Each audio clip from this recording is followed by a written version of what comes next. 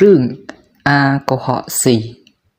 កាលពីព្រេងនាយមានកុមារម្នាក់នៅជាមួយម្ដាយចិញ្ចឹមជ្រូកកម្រៀងមួយដល់ជ្រូកនោះធំឡើងក្មេងនោះចង់ស៊ីសាច់ជ្រូកក៏និយាយនឹងម្ដាយថាម៉ែខ្ញុំចង់ស៊ីសាច់ជ្រូកម៉ែឲ្យខ្ញុំកាប់ជ្រូកនេះស៊ីផឹកស្រាទៅម្ដាយឃាត់ថាកុំឯងស៊ីអ្វីក៏ច្រើនម្លេះ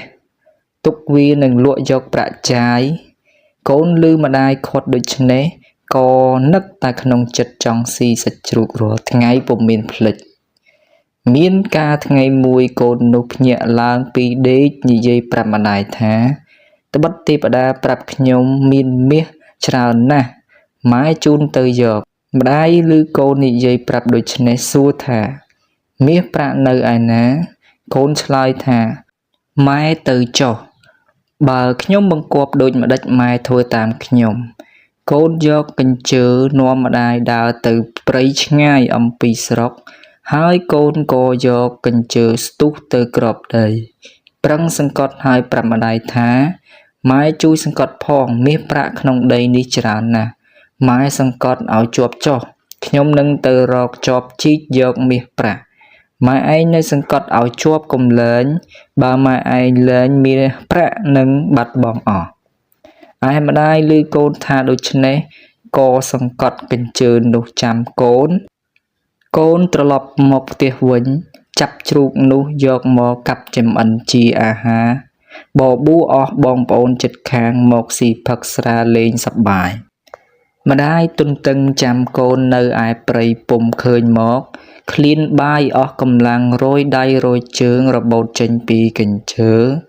មើលក្នុងកញ្ជើពុំមានអ្វីសោះលុះម្ដាយដឹងថាកូនបញ្ឆោតហើយក៏ត្រឡប់ទៅផ្ទះវិញឃើញកូនកំពុងតែស៊ីសាច់ជ្រូកផឹកស្រាលេងសប្បាយដូច្នេះខឹងនឹងកូនណាស់ហើយនិយាយនឹងប្អូនថាត្បិតកូននេះខូចណាស់ទុកចិញ្ចឹមមិនបានទេត្រូវឯងច្រកការុងយកវាទៅទម្លាក់ក្នុងទឹកសម្លាប់ទៅប្អូនឮដូច្នេះក៏សួរថាដំណើរដូចម្ដេចបានជាឲ្យយកកូនទៅច្រកការុងទៅចោលក្នុងទឹកសម្លាប់បងនិយាយប្រាប់ប្អូនតាមដំណើរសពគ្រប់ថាវាចេះបញ្ឆោតឲ្យអញទៅក្នុងព្រៃថាឲ្យទៅយកមាសប្រាក់ហើយវាឲ្យអញចាំក្នុងព្រៃត្រាតែដល់ថ្ងៃឃ្លានបាយស្ទើរដាច់ពោះឯវាមកកាប់ជ្រូកផឹកស្រាជ្រូកអញតែមួយទុកលក់ឲ្យគេយកប្រាក់ចាយទេតាប្អូននោះក៏ទៅចាប់អាកុហកស៊ីច្រកក្នុងការុងធំចងមាត់ការុងជាប់ល្អលើកលីយកទៅចោលក្នុងទឹកទន្លេលុះដល់មាត់ទន្លេអាកុហកស៊ីនិយាយនឹងមាវាថាលោកមាអាណិតមុខជាស្លាប់ហើយបើដូច្នេះ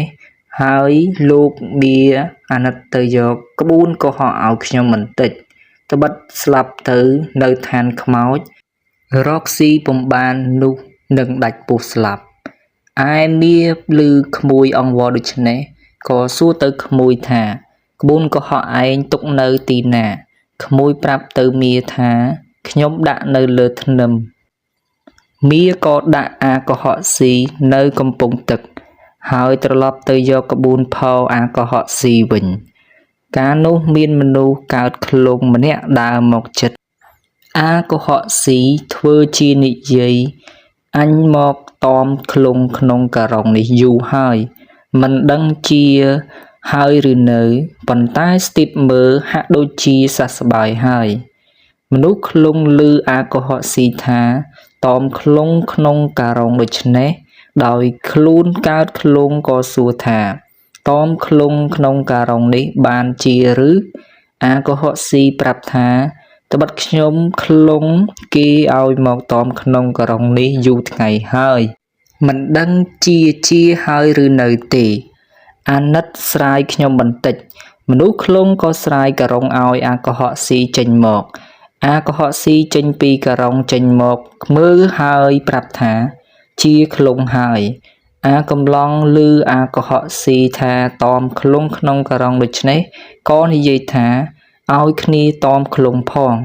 អាកុហកស៊ីឮដូច្នេះអណាស់ គិតថាអញអស់ស្លាប់ហើយ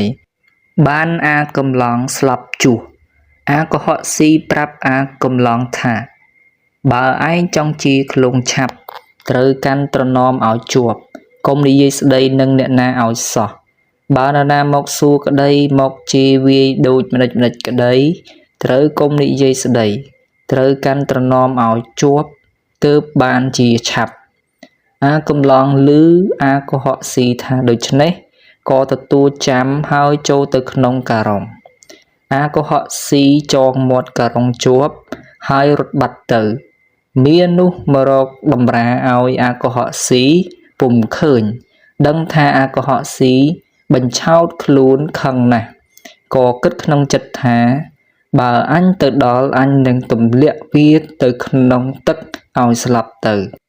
ហើយខំដើរទៅដល់ហើយក៏ស្ទុះចូលទៅដាល់វាយអាកំឡងដោយស្មានថាអាកុហកស៊ីអាកំឡងខំអត់ព្រោះចង់ជាឃ្លងលុះវាយធាក់អស់ចិត្តហើយក៏លើកការុងបោះទៅក្នុងទឹកឲ្យស្លាប់ទៅអាកុហកស៊ីរត់រួចពីទីនោះទៅជួបនឹងមនុស្សកុហកម្នាក់ចេះកុហកដូចគ្នា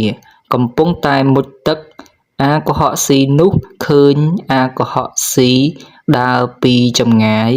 ក៏វាធ្វើជាមុជទឹកយូរបន្តិចទើបងើបឡើងកាក់ឡើងថាអញមុជទឹកទៅខាងក្រោមមានគេលេងបៀអញលេងឈ្នះបានកាក់ប្រាក់ច្រើនប៉ុន្តែយកមិនរួចបានតែមួយត្រណោតមកអាកុហកស៊ីឮដូច្នេះក៏ជឿគិតស្មានថាមែនហើយក៏ផ្លាស់សំពត់លោតទៅក្នុងទឹក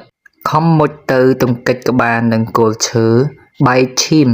ដឹងខ្លួនថាគេជាមនុស្សកុហកក៏នឹកក្នុងចិត្តឃើញឧបាយកលកុហកវិញហើយងើបឡើងនិយាយទៅអាដែលបញ្ឆោតនោះថាអ្នកអើយខ្ញុំមុជទឹកតាមពាក្យអ្នកអំបញ្ញមិញបានឃើញគេលេងបៀប៉ាធូកំតាត់ច្រើនណាស់ហើយលេងឈ្នះគេបានប្រាក់កាក់ច្រើនខ្ញុំទាពីគេថាឲ្យយកពីឯងនោះខ្ញុំមិនព្រមខ្ញុំចេះតែទាគេខឹងនឹងខ្ញុំគេវាយខ្ញុំបែកក្បាលហើយគេថាឲ្យខ្ញុំមកយកពីអ្នកឯងបើអ្នកឯងមិនជឿមើលក្បាលខ្ញុំដែលបែកនេះចុះអាកុហកនោះដឹងថាអាកុហកស៊ីមានប្រាជ្ញាចេះកុហកទល់កុហកមិនចាញ់ខ្លួនក៏ស្រាយកាក់ចែកគ្នាពាក់កណ្ដាលហើយសុំគ្នាជាបងប្អូនរកស៊ីកុហកគេតាំងអំពីនោះតទៅ